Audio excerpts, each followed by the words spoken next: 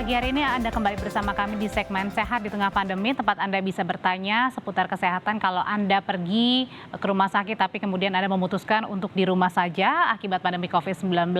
Nah, saudara, Anda dapat melayangkan pertanyaan melalui Instagram kami di @sapa_indonesia_kompas TV 1 hari sebelum tayang, atau nanti bisa telepon kami di nomor telepon 021 5366 0500. Pagi hari ini sudah bersama kami dengan Dr. Surahman Hakim, dokter spesialis kandungan dan kebidanan.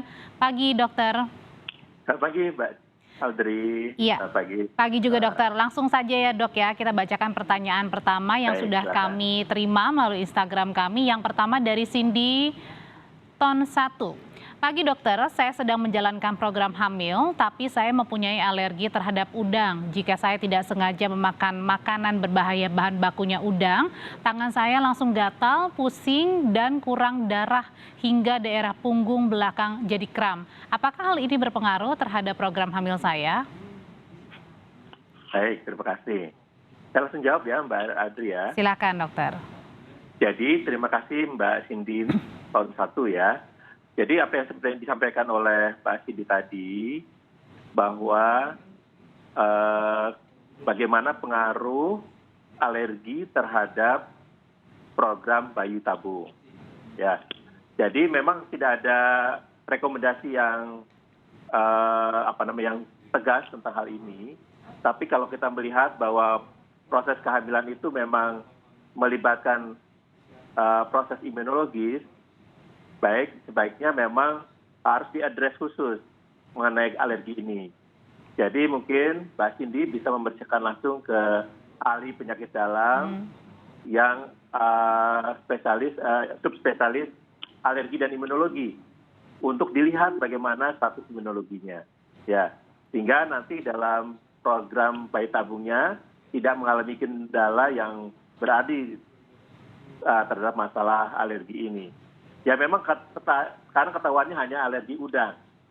Tapi jangan-jangan ada alergi-alergi yang lain. Karena biasanya memang alergi tidak hanya pada satu substance, tapi biasanya berkaitan dengan beberapa substance yang lain.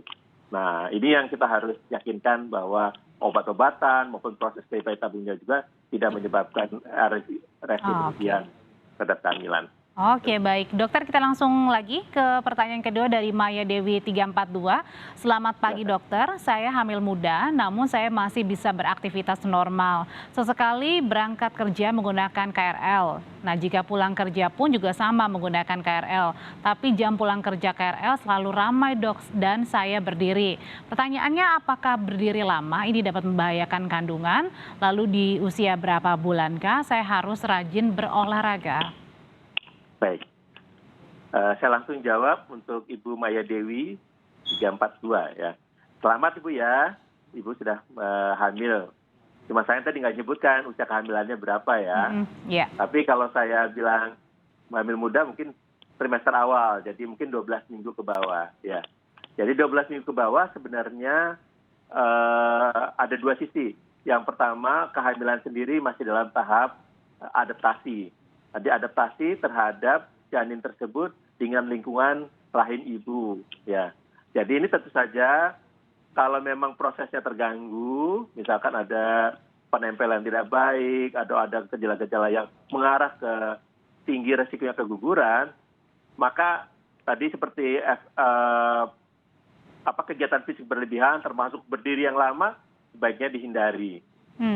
Tapi kalau kehamilannya normal ya, jadi memang tidak ada gejala perdarahan, kemudian sudah dilakukan pemeriksaan ultrasonografi, meyakinkan bahwa semuanya kondisinya baik.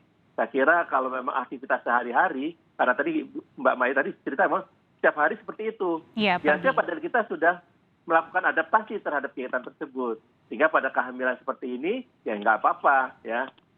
Cuma mungkin bisa sampaikan ke tetangga di kendaraan di KRL-nya. Nah, betul. Saya untuk lagi hamil. Diperbolehkan ya duduk ya, dok ya. Ada tempat khusus untuk ibu hamil di KRL, itu akan lebih baik ya. Ya, itu ya pertanyaan pertama. Yang kedua mengenai masalah kapan mulai olahraga. Jadi kalau kita bicara olahraga itu tentu spektrumnya luas, dari mulai olahraga ringan sampai olahraga yang agak berat. Ya, sebenarnya pada usia kehamilan berapapun kita penting untuk melakukan olahraga. Ya, jadi menurutkan kenapa? Karena kita meyakini bahwa kehidupan yang aktivitas fisik yang normal sehari-hari itu akan lebih menunjang kehamilannya dibandingkan ibu yang selalu, mohon maaf, istirahat terus, malas-malasan, itu justru kurang baik. Ya, jadi kalau misalkan ibu bukan olahraga, sesuaikan dengan usia kehamilannya. Misalkan kayak sekarang, mungkin jalan pagi segala macam itu masih bisa. Nah, pada usia kehamilan di atas 6 bulan atau 24 minggu ke atas, mungkin ada olahraga yang khusus untuk ibu hamil, senam hamil. Nah, itu sudah tentu akan lebih baik. Nah, yang secara umum, selama olahraganya yang sesuai dengan kehamilannya, tidak ada heavy lifting, ngangkat berat, tidak ada high impact, lompat-lompat, itu biasanya aman. Demikian. Oke, langsung lanjut ya dokter ya ke pertanyaan Azari, pagi dokter, saya sedang hamil 32 minggu, saya selalu suka makan gorengan dengan sambal kacang nih. Enak ya dok ya. Akhirnya saya batuk. Nah sudah hampir 9 hari ini batuk tidak kunjung sembuh. Lingkungan sekitar khawatir kalau saya terkena COVID, padahal saya sudah PCR dan hasilnya negatif. Lalu saya meminum obat batuk, saya baru tahu jika obat batuk yang saya minum terdapat alkoholnya. Apakah itu berbahaya nggak sih dok untuk kehamilan? Ya, wah ini pertanyaan agak panjang nih. Pertama mengenai batuk, betul. Batuk itu kan penyebabnya macam-macam, ya. Ada batuk karena infeksi, bisa karena alergi, atau memang karena suasana, ya, misalkan karena kondisi iklim segala macam, ya. Itu bisa menyebabkan juga batuk pada beberapa orang tertentu. Nah, kalau sudah yakinkan bahwa ini bukan infeksi, karena yang kita takutkan infeksi, apalagi kalau infeksinya COVID. Ya, tadi Mbak sudah nyebutkan PCR-nya negatif, ya itu sudah alhamdulillah. Ya, tapi kalau batuk sudah lebih dari 2 minggu, memang seharusnya harus dicari. Ya. Apakah ada faktor misalnya asma atau penyakit yang lain, ya, yang berkaitan dengan nanti kalau bersalin bagaimana nih, gitu kan? Nah, tapi kalau memang semua normal, mungkin lebih tenang.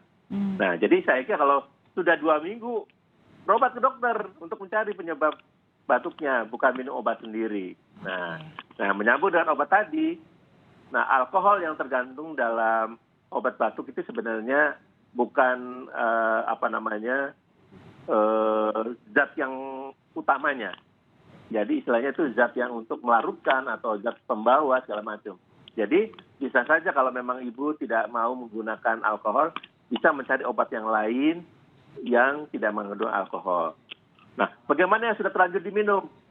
Nah, ini biasanya alkoholnya tadi kan bukan yang utamanya. Jadi biasanya dalam prosentase kecil, hanya sebagai adjuvan atau segala macam. Atau itu biasanya sih aman. Ya, jadi nggak usah takut yang sudah diminum. Tapi berikutnya kalau memang mau cari obat batuk, sebaiknya berobat ke dokter dulu, supaya dokternya ngasih tahu memberikan obat yang tepat untuk Mbak Maya. Gitu. Oke, dokter tetaplah bersama kami karena setelah ini kita buka telepon ya dok ya.